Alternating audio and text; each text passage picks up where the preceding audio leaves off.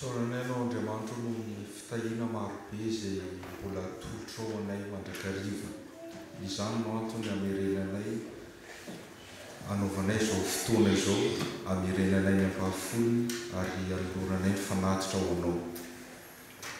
Aingana izany indray eo mba havita be eo amin'ny asanao ary hanamafy olona ihany koa ny fandraisanay aminao, fatokisanay anao ary finoanay fa hiditra an-tsehatra ianao amin'ny fiainanay. Ny fotoana izay mbola ho atrehanay rehefa avy eo ihany-koa dia mbola hoentiko eo natrehanao. Ianao ny hanomana sady ny fomam-panahinay ka andraisanay ny hafatra avy aminao. Ny fanahinao masina ny ampiteny mpanomponao izay hizara izany hafatra izany ary hiainanay izany. Sotra Tompo. Amen.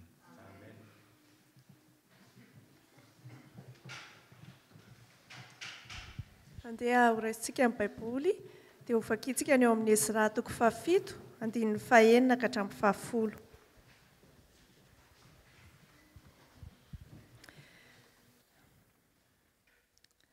Ezra 7, andininy 9 ka hatramin'ny 10. Amin'ny anaran'i Jesosy.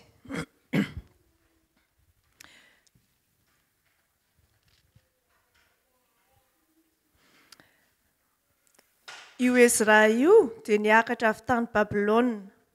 Mpanorandalàna izy sady nahay ny lalàn'i Mosesy izay efa nomeny Jehovah Andriamanitry ny Israely. Ary nomeny ny mpanjaka azy izay rehetra nangatahiny araka ny nomban'ny tanan'i Jehovah Andriamaniny azy. Ary niakatra koa ny sasany tamin'ny zanak'Israely sy ny sasany amin'ny mpisorona mba amin'ny Levita sy ny mpihira sy ny mpiandry varavarana ary ny Netimina mba hankany Jerosalema amin'ny taona 17 nanjakany Artakserses mpanjaka. Ary tonga tany Jerosalema Ezra tamin'ny volana 15 tamin'ny taona 17 nanjakany mpanjaka. Fa tamin'ny andro voalohany tamin'ny volana voalohany no niangany niakatra avy tany Babilôna, ary tamin'ny andro voalohany tamin'ny volana 15 natongavany tany Jerosalema araka ny soa nataony ny tanan'Andriamaniny taminy. Fa Ezra nampiomana ny fony hitady ny lalàn'i Jehovah ka hankatoy izany ary hampianatra ny Israely ny didy sy fitsipika. Amen. Amen.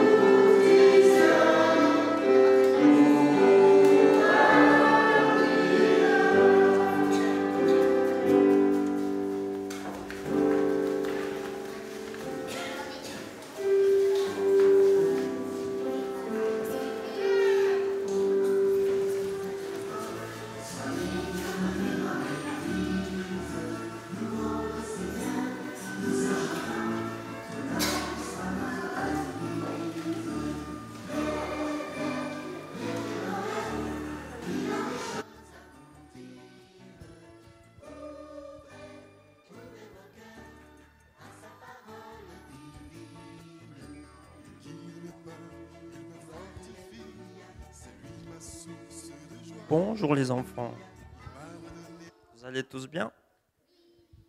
Très bien. Alors aujourd'hui, j'ai choisi pour vous une histoire qui s'est passée dans la Bible. Alors c'est l'histoire de comment Dieu a nourri Élie et une veuve. Vous savez tous que c'est une veuve? C'est une femme qui a perdu son mari. Voilà, donc en fait, ce qui s'est passé, c'était dans le pays où Élie vivait, en fait, il y avait la sécheresse. Dieu, c'était la sécheresse. Donc, quand c'est la sécheresse, qu'est-ce qui se passe? Il n'y a pas d'eau. Donc, il n'y a pas de plantes, il n'y a rien à manger. Donc, c'était la famine. Alors, qu'est-ce que Dieu a préparé pour Élie? Est-ce que vous connaissez un peu l'histoire ou pas? Alors, Dieu a dit, va, pars de ce pays et va vers le pays d'Orient. Et là-bas, tu iras près d'un lac, le lac de Kirit. Voilà, et tu vas rester là et là, je vais te donner à manger. Donc, qui c'est qui a donné à manger à Élie? Est-ce que vous savez ou pas? C'était des corbeaux. Oui, en fait, le corbeau, il emmenait le matin du pain et de la viande, et le soir, c'était pareil. Donc, ça s'est passé comme ça. Et donc, quand il avait soif, il allait boire à la source. Mais les jours passent et puis le lac aussi, ça a commencé à sécher, donc il n'y avait plus d'eau. Donc Dieu a encore dit, bon Élie, pars de ce pays, tu vas vers un autre pays. Donc cette ville, ça s'appelle Sarpeta. Donc Dieu a dit à Élie, va dans cette ville et là, tu seras nourri par une veuve. Donc, il a dit, donc Élie a obéi, il a obéi à Dieu, donc il est bien allé dans cette ville et à l'entrée de la ville, il a vu une femme, c'était bien une veuve qui ramassait du bois. Pour faire quoi? Oui, c'est ça, pour cuire du pain. Donc, il lui restait encore quelques poignées de farine et quelques gouttes d'huile pour faire son gâteau. Alors, qu'est-ce que Élie a fait? Il a dit, bonjour, s'il te plaît, est-ce que tu peux m'apporter de l'eau pour que je boive?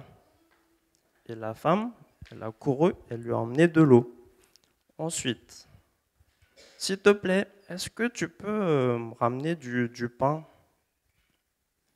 Et puis la femme, elle lui dit, mais Dieu, il sait bien que j'ai pas de pain, que j'ai pas pu cuire. Et même avec ce que j'ai chez moi, j'en aurais pas assez pour tout le monde. Alors, qu'est-ce qu'elle a fait? Élie lui a dit, prends ton bois, rentre chez toi, prépare le gâteau que tu as voulu faire pour toi et ton fils. Mais avant ça, tu vas me préparer en premier. Tu vas d'abord me fabriquer du pain, après tu viens me l'apporter et après tu vas faire pour toi et ton fils. Est-ce que vous pensez que la veuve, elle a obéi ou pas? Oui, la veuve, elle a obéi à Élie. Donc, qu'est-ce qui s'est passé après? Est-ce que vous pensez que la veuve et son fils, est-ce qu'on avait assez pour eux ou pas?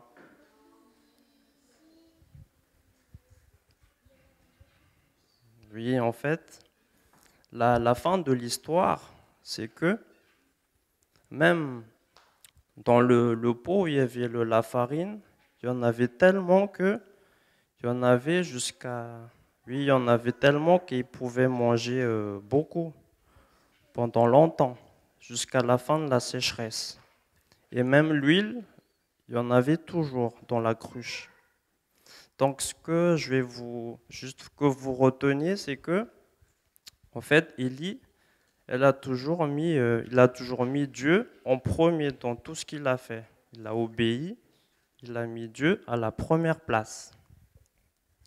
Et en deuxième place, il a pensé aux autres. En fait, c'est la veuve qui a pensé d'abord aux autres. Il a pensé d'abord à Élie, après il a pensé à sa famille. Est-ce que vous comprenez toujours?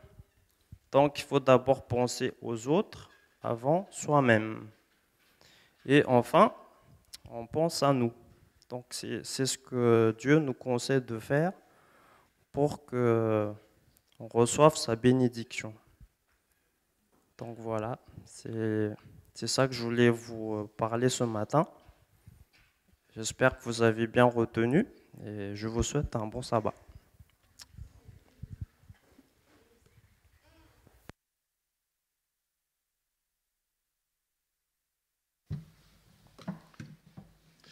Mbola miaraba tsika tsirairay avy ny tenako, mbola mamerina izany ahako. Saotra an'Andriamanitra fa mbola nomeny fotoana ihany koa ahafahana mizara amintsika tsirairay avy ny tenin'Andriamanitra. Miaraba ihany koa ho an'ireo olona izay manaraka amin'ny internet zany, engany izy ireo mba hita fafinaretana ihany koa amin'ny fiarahantsika amin'ity sabata maraina ity. Araky ny enitsika tamin'ny vaky teny teo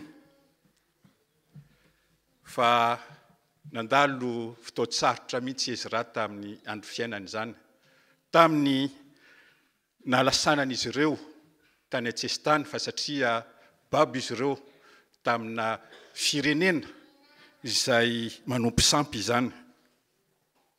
Kanefa tsy kivy izy fa natsapa ihany koa fa misy teo ny tanàn'Andriamanitra izay tombontsoa nananany ary ny ankinany. Ary raha mijery ny dikany ato hoe ny anaran'ny Ezra tsika, dia ny dikan'izany anarany izany, na dia mitondra zavatra mahasoa teo amin'ny vahoakan'Andriamanitra izany, dia ny dikany dia atao hoe vonjy. Tsy fantatro raha misy amintsika ireo misy mananarana atao hoe vonjy amintsika, izany hoe vonjin'Andriamanitra. Andeha averintsika ho vakiana ny teny teo mba ahafahantsika mamikitra tsara ny zavatra tiany hozaraina amin'izany teny izany. Voasoratra amin'ny Ezra 7:1-5 manao hoe: io Ezra io dia niakatra avy tamin'ny Babilôna, mpisory mpanaran-dalàna izy sady mahay ny lalàn'ny Mosesy, izay efa nomeny Jehovah Andriamanitra ny Israely, ary nomeny mpanjaka azy izay rehetra nangatahana, araky nombany ny tanan'Andriamanitra Jehovah Andriamanitra azy. Ary niakatra koa ny sasany amin'ny zanak'Israely sy ny sasany amin'ny mpisorona mba amin'ny Levita sy ny mpihira sy ny mpiandry varavarana ary ny temina, izay akany Jerosalema tamin'ny taona 7 nanjakany Artaxerxes mpanjaka. Ary tonga tany Jerosalema izy raha tamin'ny volana 5 tamin'ny taona 7 nanjakany mpanjaka. Eto dia ho tadidy tsara ny zavatra voalaza eto.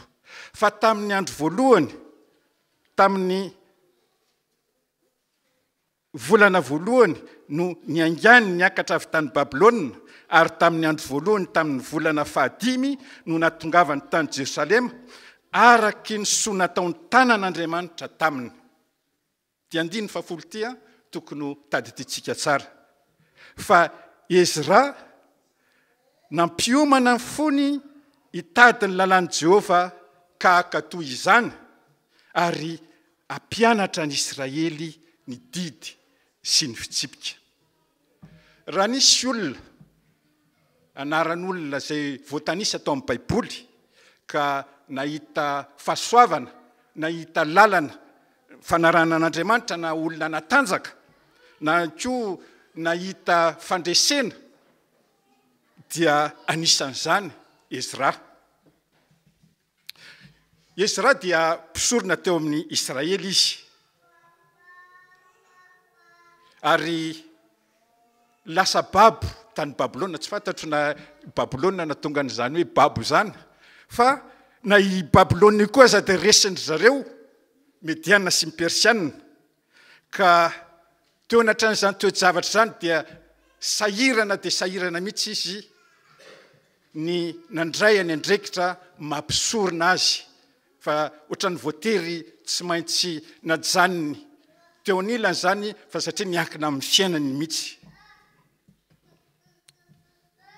Kanefa Ezra na dia tao amin'ny fahasairanana sy ny fikorotanana dia nanisy lohany voalohany indrindra, nametraka zany voalohany indrindra ny mampisorona be azy, ary ho fantatra fa mbola ho antsony izy andray an'izany andraikitra zany, ary nateo azy ny fahasairanana sy ny ady mafy izay natrehany dia fantany fa mbola ho antsony izy, ho antson'Andriamanitra izy ho mpisorona zany vahoaka izany. Hitany Ezra ny fomba hitarihana ny tanàn'Andriamanitra, hiantsona ny tanàn'Andriamanitra. Andeo averitsiko vakina ny ao amin'ny Ezra toko 7 ka ny 10 manao hoe: fa Ezra nampiomana ny fony hitady ny lalàn'i Jehova ka ankatoy izany ary hampianatra ny Israely ny didy sy ny fitsipika. Matetika ny olona raha mitady fiarovana izy na mandalo toe-javatra sarotra dia mitady olona lava tanana izy, andamina ny rarahany.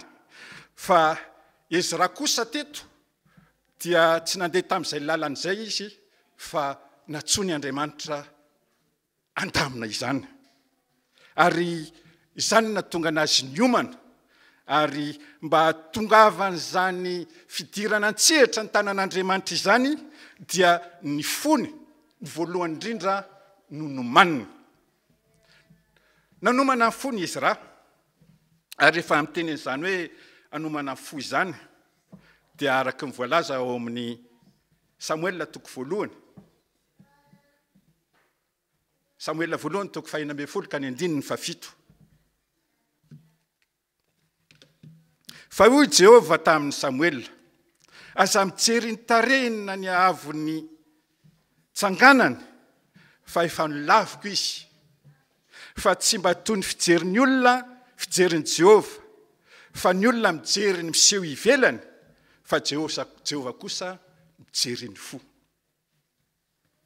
Na dia teo amin'ny fitsasarotra nakivy azy aza Ezra, marina fa noho ny fahotana izy ireo no natonga an'izao fahababoana hiaran'izy ireo. Kanefa Ezra dia nalala tsara fa Andriamanitra dia Andriamanitra be famindrapo, ary izany no tena natonga ny Ezra nitady hatrany an'Andriamanitra mba anelanelana an'ireo vahoaka ireo eo anatrehan'Andriamanitra. Marina fa mety ho lasa babo izy ireo na any an-tsesitany, fa ny zavatra tokony ho tazomin'izy ireo mahazava-dehibe dia ny anao ny fony izy ireo ho afaka madio misafidy izay tiany, ary izany fo madio sy malalaka izany no ahafahan'ny tenin'Andriamanitra miasa ao amin'ny fony izy ireo, ary izany fahafahana izany mifidy no fototry ny fombiazana, ary izany fombiazana izany dia manomboka eo amin'ny fo ny tsirairay avy. Ezra dia nanomana tsara an'izany fomba anafahana ny reto vahoakan'Andriamanitra reto. Ary ny fony no karakarainy ny voalohany indrindra, no many ny voalohany indrindra. Tsy naniry ny vahoaka izy hiova fo, fa natombony amin'ny tenany izany fiomanana izany. Ary fantatry Ezra fa raha manomboka amin'ny tenany izany fiovana izany dia ny ambony dia anaraka fotsiny. Andeha ho averintsika vakiana ihany ny teo amin'ny Ezra toko 10 ka ny andininy Ezra toko 7 ka ny andininy 10 izay manao fa Ezra nampiomana ny fony hitady ny lalàn'i Jehova ka toy izany ary ampianatra ny Israely ny didy sy ny fitsipika. Rehefa nanomana ny fony Ezra dia zany no lalana voalohany indrindra azahoany antoka ny fanampiany sy ny tanan'Andriamanitra ary ahafahan'izy ireo ihany koa mitady ny tenin'Andriamanitra. Ny zavatra nataony dia nitady ny tenin'Andriamanitra izy, nandinika izany izy, izany tenin'Andriamanitra izany. Nandinika tenin'Andriamanitra izy ireo, Ezra voalohany indrindra, ary nitady ny tenin'Andriamanitra, ny lalàn'Andriamanitra koa izy. Ny fianarana ny tenin'Andriamanitra ny fomba hitadiavantsika an'Andriamanitra matetika. Fantatra Ezra fa eo amin'ny sahana ara-panahiny tena misy ady lehibe eto amin'ity vahoakan'Andriamanitra ity. Ary rehefa miady lehibe amin'ny ara-panahy izany dia tokony hitady ny apinga sy ny fiarovatena amin'ny alalan'ny tenin'Andriamanitra izy ireo. Arak'izay voasoratra ao amin'ny Efesianina toko 9, Efesianina toko 9 ka ny andininy 12.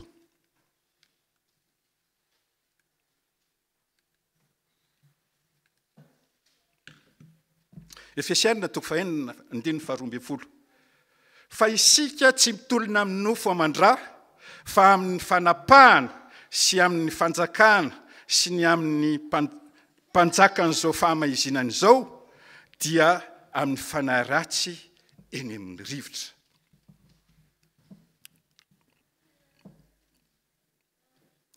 Fantatra Ezra tsara fa na dia ho sarotra ny lalana alehan'izy ireo dia tsisy afa-tsy ny tenin'Andriamanitra ihany no ahitan'izy ireo fanantenana.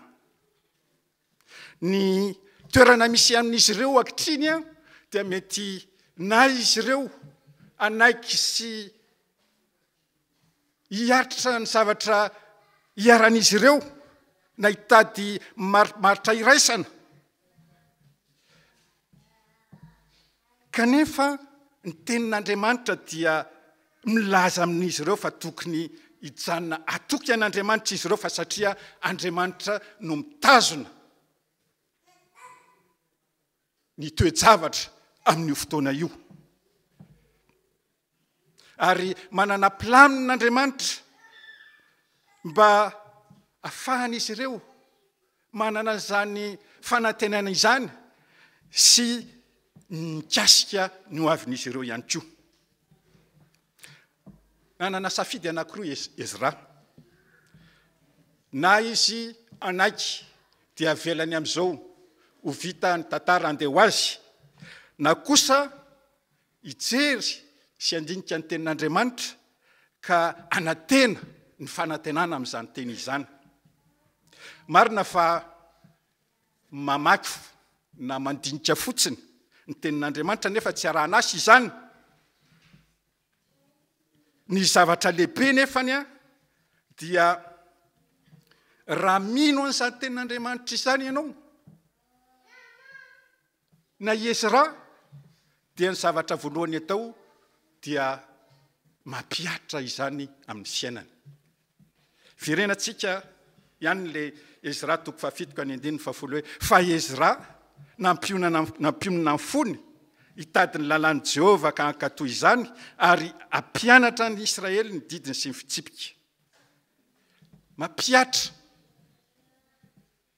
ny lalàn'Andriamanitra, ny tenin'Andriamanitra. Raha ohatra tsika manana planina na misy zavatra tiatsika ho tanteraka, tsy maintsy arahantsika asa izany, tsy maintsy ho tanterahantsika izany.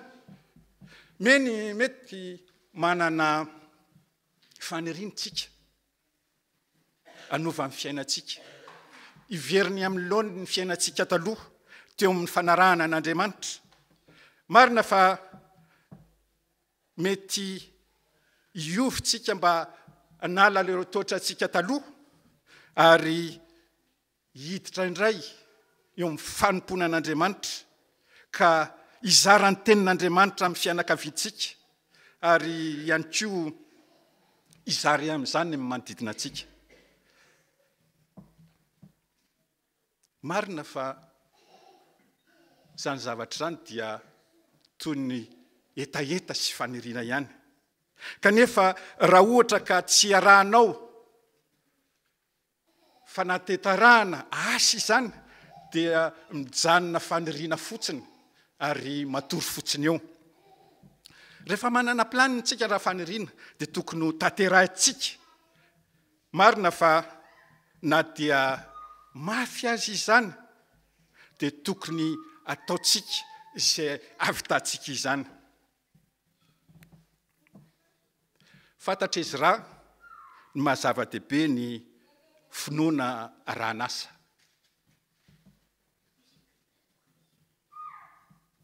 Fantany fa tenin'Andriamanitra dia tokony ho ampiaritsika amin'ny fiainantsika isan'andro. Ary izany tenin'Andriamanitra izany dia tokony ho zaraintsika amin'ny sasany na amin'ny toriteny izany, amin'ny fampianarana izany, ary andehany mbola ho vatritsika farany izany Ezra toko fafitoko any andininy fafolo izany. Fa satria mahafinaritra mihitsy mamerina azy fa satria zava-dehibe ny eo anatin'io toko sy andininy io. Fa Ezra nampiomana ny fony hitady ny lalàn'i Jehova ka hakatoy izany ary ampianatra ny Israely ny didy sy ny fitsipika. Nitoriany ny Ezra tamin'ny vahoaka ny zavatra ny dinihany sy ny alalininy izany tenin'Andriamanitra izany ary nampiariny teneniny tamin'ny vahoaka fa ilaina ampiariny izany lalàna sy fitsipika izany. Mampisorona be any Ezra dia mahafantatra ny adidiny izy eo anatrehan'izany vahoaka izany. Zavatra tokony ataony dia ampianatra an'ireo vahoaka ireo ny tenin'Andriamanitra. Faharoa, tokony ampianatra an'izy ireo ny fitsipika, ny fomba fanaovana fanatitra hodorana ao amin'ny tenipoly. Ny zavatra tokony ataony Ezra amin'izy ireo dia miaina ny tenin'Andriamanitra mba ho hita velona ao amin'ny fiainan'izy ireo izany tenin'Andriamanitra izany. Ary zavatra tokony ataony dia ampiseho ny vahoaka fa tokony etehitra amin'ny tenin'Andriamanitra izy ireo na dia mafy aza ny fotoana ilalovan'izy ireo. Ny zavatra nataony Ezra tokony nataony dia ampahery ny vahoaka mba hiala amin'ny fiainan-dratsy ka hiverina amin'Andriamanitra iray. Anisan'ny zavatra nataony Ezra dia hivavaka mba ho taitra izy ireo amin'ny fifoazana ka hanao fanoloran-tena vaovao araky ny fampanantenana izay omen'Andriamanitra. Ary ny zavatra nataony Ezra dia nataony ho vavolombelona velona fa mahery ny tanan'Andriamanitra. Ezra dia nanomana ny fony ary nandinika ny tenin'Andriamanitra izy, nampiatra izany tenin'Andriamanitra izany izy ary nitoriteny tamin'ny vahoaka. Ary noho izany dia hita teo amin'ny fiainan'izy ireo fidirana trehatra ny tanan'Andriamanitra. Ary izany fidirana trehatra izany dia hita teo amin'ny fiainany fa nazony tombony fa fatany feo ao anilany Andriamanitra. Izy raha koa dia hitany fa ny fahasoavany azony azany tenin'Andriamanitra zany, ny fanambinana izay azony tamin'Andriamanitra. Nahazo sitraka fa tamin'Andriamanitra Ezra noho izany tanan'Andriamanitra izay niditra tsehatra zany, ary ny zavatra rehetra nangatahany noho izany fidirana tsehatra zany dia azony daholy. Ho vakitsika ny eo amin'ny Ezra 7:1-9. Ezra 7:1-9. Io Ezra io dia niakatra avy tany Babilôna, mpanora-dalàna izy sady nahay ny lalàn'ny Mosesy izay efa nomeny Jehova Andriamanitry ny Israely, ary nomeny mpanjaka azy izy rehetra nangatahany araky nombany tanany Jehova Andriamaniny azy. Hitanareo ny fagagany tanan'Andriamanitra, fa satria izay zavatra nangatahany izy raha dia azony avokoa teo amin'ny mpanjakany Mediana sy ny Persiana. Zareo firenena izay nambabo azy ireo tsy hitako mihitsy izay hoe zavatra m'interesse an zareo an'ity vahoakan'Andriamanitra zanak'Israely ity, kanefa ny zavatra antranga dia ohatra ny verimberena, ohatra ny sy na dia eo ambany ny fitantanany azy ny zanak'Israely dia misy zavatra ihany ny fa ny fisian'ilay Andriamanitra izay mahery noho izany mpanjaka izany. Ary fantatry Ezra ihany koa fa Andriamanitra mihitsy no mitazona ny fony izany mpanjaka izany. Ary fantany ihany koa fa Andriamanitra no miasa ambadika izao toe-javatra izao. Jerevantsika ny ao amin'ny obolana 12:1-9 obolana 12:1-9. Raha nivelona eo an-tanan'i Jehova ny fony mpanjaka ka tarihany amin'izay tiany. Hitanareo zany. Nahazo sitraka Ezra noho izany fidirana tsehatra ny tanan'Andriamanitra zany. Marina fa eto tokony ho hitantsika fa ilay Andriamanitra mitazona an'izao ary izao rehetra izao no mitazona ny fony mpanjaka.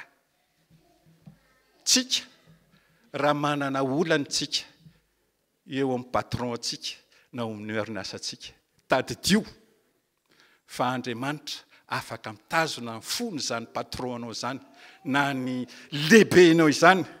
Ary na inona na amin'ny asatsika na amin'ny toerana misy atsika, tadidio fa rehefa manana ny tanan'Andriamanitra tsika dia mahazo ny sitraka izay amin'ny alalan'izany tanan'Andriamanitra izany. Andriamanitra koa dia manana tanana izay feno fahalemem-panahy. Eto dia tanan'Andriamanitra dia natonga an'ireo vahoakan'Andriamanitra ho mampiasa an'ilay teny hoe résilient ako. Tsika ohatra hoe mijery ny atao hoe izany hoe résilience izany zavatra manampy atsika, fomba ahafahantsika miarina rehefa avy mandalo sarotratra. Ndeha ho vakitsika ny eo amin'ny Ezra 7:7-7. Fa tamin'ny andro voalohany, tamin'ny volana voalohany no niaingany niakatra avy tany Babilôna, ary tamin'ny andro voalohany tamin'ny voalohan'ny 15 no natongavany tany Jerosalema araky ny soa nataony tanan'Andriamanitra taminy. Araky ny voalaza teo dia tanan'Andriamanitra nanampy an'izy ireo ho tafatsangana, ho tafaverina, hiverina. Ary izany tanan'Andriamanitra izany dia nanampy an'izy ireo vahoaka jiosy ireo izay tany ampabona, tany tsisy tany, ary fantan'izy ireo fa noho ny tanan'Andriamanitra no nahazon'izy ireo fanampiana sy fanohanana avy an'ny mpanjaka. Tamin'ny zareo jiosy dia nofinofy any izany hoe andeha hiverina any Jerosalema izany raha tany atsestany izy ireo, ary raha nieritreretiny ny zavatra mitranga ao amin'ity fiainan'ity nazahoan'izy ireo fahasoavana fa na mpanjaka aza namelan'izy ireo andeha, dia ny tanàn'Andriamanitra no niasa tamin'izany. Matetika tsika mety latsaka ara-panahy, matetika tsika mandalo toe-java-tsarotra ara-bola, marina fa mety mandalo fo-tsarotra tsika ka somary miempotra amin'ny fiainatsika,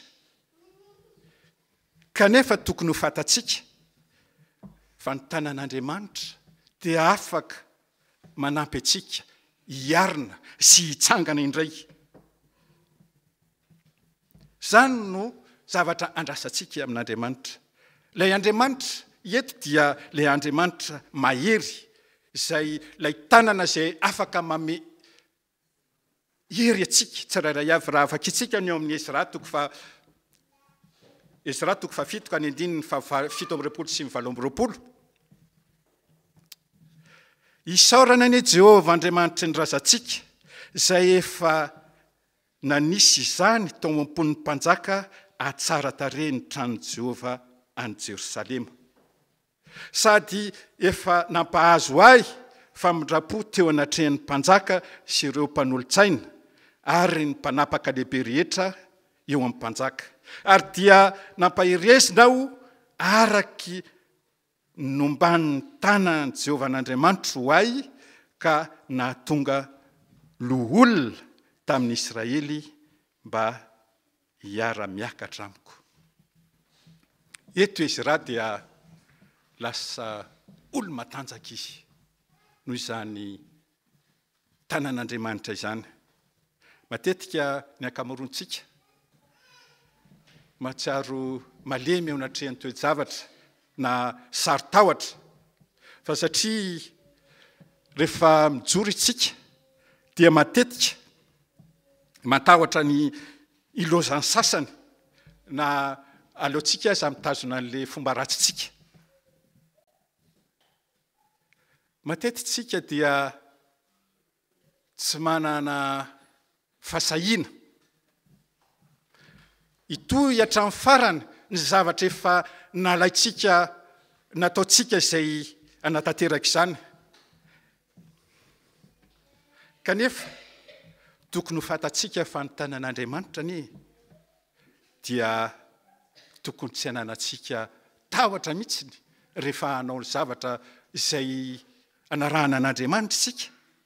Izy no afaka amentsika fasahiana azahoantsika manatanteraka izany, fa zavatra tokony ataotsika tsirairay avy dia ny ahitana izany tanan'Andriamanitra izany raha ohatritsika raha hitatsika fa misalasala. Manaraka dia ilay Andriamanitra izay firaisany ho an'ny olona rehetra. Ny tanan'Andriamanitra dia mitondra olona, atokony olona maro dia maro hanampy atsika rehefa miaraka amin'Andriamanitra itsika.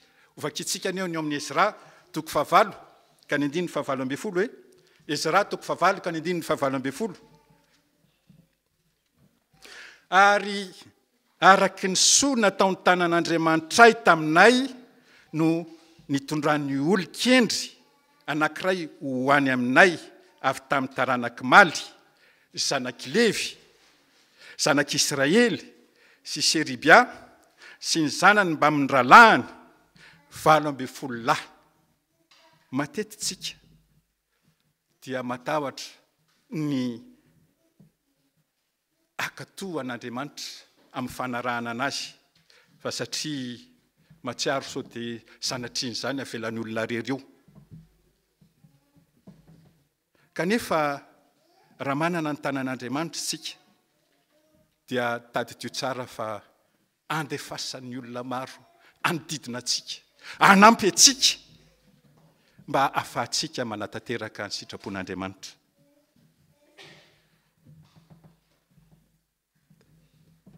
raha ohatra tsika mandeha lalandavitra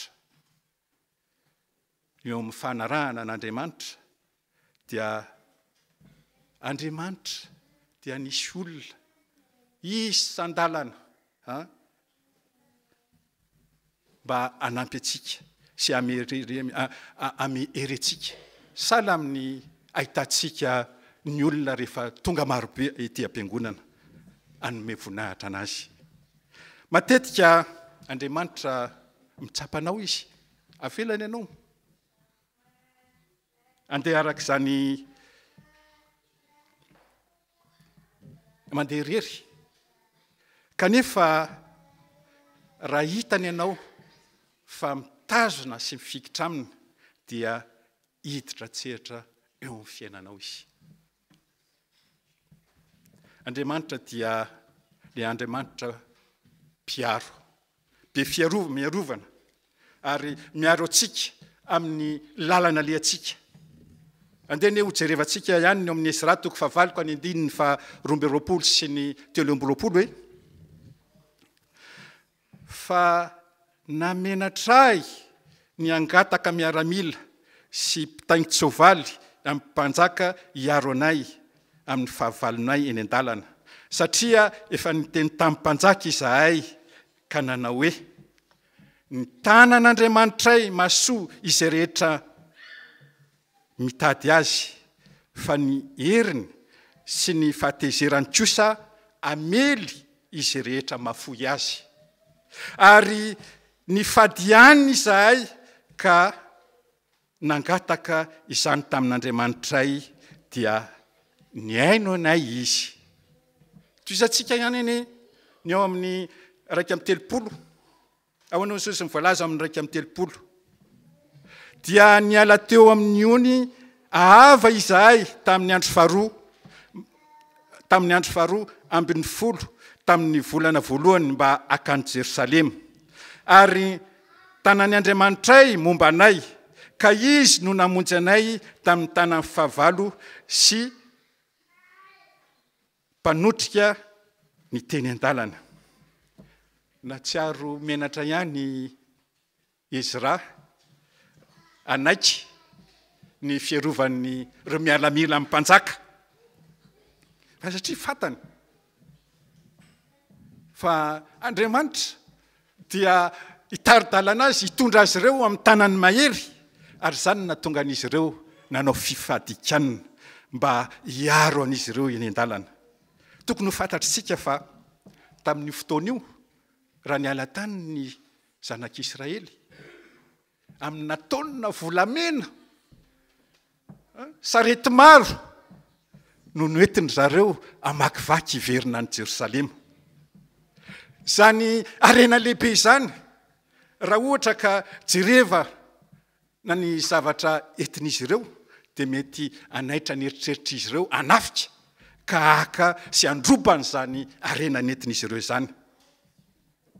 Kanefa tady dio fa ny tanan'Andriamanitra aza ny tazona ny sainy sy ny eritreritry ratsy an'ireo fahavalon'ny zanak'Israely sy mety ho fahavalon'ny zanak'Israely ireo.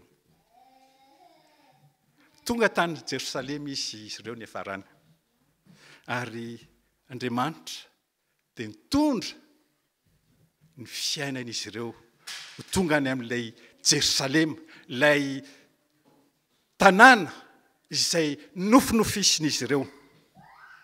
Ry hava-malala, izany tantara izany, izany ny zavatra hitantsika teo amin'ny zanak'Israely izany dia milaza antsika fa ny tanan'Andriamanitra ihany no aro sy fiarovana tsara indrindra eo amin'ny fiainantsika rehetra.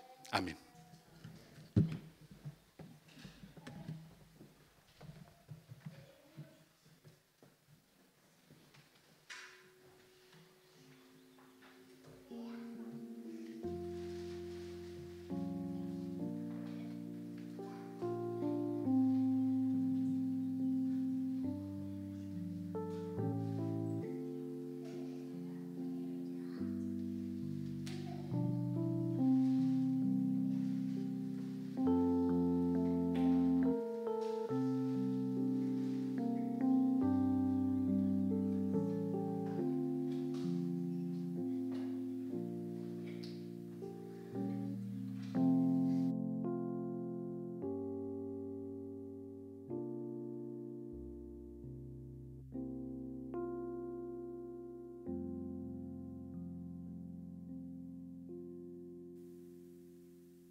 Manasa antsika hitsangana hivavaka n'olon-tena amin'izany afatra izany.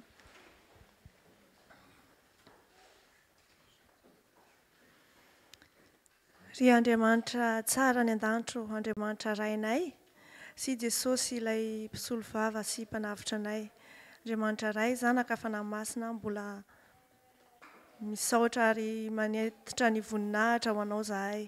Misaotra noho izany teny tantaran'i Ezra izay mampatsiaro anay indray ny lalana nodiaviny ary mitondra lesona sy fampianarana ho anay. Izahay ihany koa dia nofidianao, natsoinao ary nomaninao ho any amin'ilay Jerosalema vaovao. Mbola ety an-dalana izahay ary maro ny fahavalo. Ray ny angatahanay dia ny hanomezanao mivadravatra ny fanahy masina ka mba ho vonina daholo izay rehetra izao mba ho tonga any amin'izany Jerosalema izany amin'ny fiankinana amin'ny teninao. Andriamanitra, ny teninao no loha lalana sy ho vodi-lalana eo amin'ny fiainanay. Mba hankatoy ireny teny ireny koa izahay ary ho ampiarinay tokoa fa tsy ho renesinay na ho ataonay ho fahalalana ao amin'ny sainay fotsiny. Ary hanana fo antra sy ho nena toanao koa anie izahay Jesosy eo amin'ireo marobe izay tsy mahalala an'izany teninao izany, izay tsy mahalala fa manomana fiainana mandrakizay ianao. Ka mba hizara izany izahay amin'ny fomba fiainanay, amin'ny fitorianay ihany koa. Dia izany vavaka izany no tonononay sy angatahanay amin'ny anaranao Jesosy eo. Mamelany heloka tamin'ny izay rehetra tsy fahatanteranay tamin'ny lasana ny tsirambina, tamin'ny fiainona ny teninao, tamin'ny fianarana ny teninao sy fankatoavana izany. Amin'izao sisa izao dia fanirianay tokoa satria manantena izany fiainana mandrakizay izany izahay ho an'i Jerosalema. Dia mba hiomana sy hanomana ny fonay tokoa anie izahay amin'izao sisa izao mba hankatoy izany. Noho ny amin'ny anaranao Jesosy. Amen.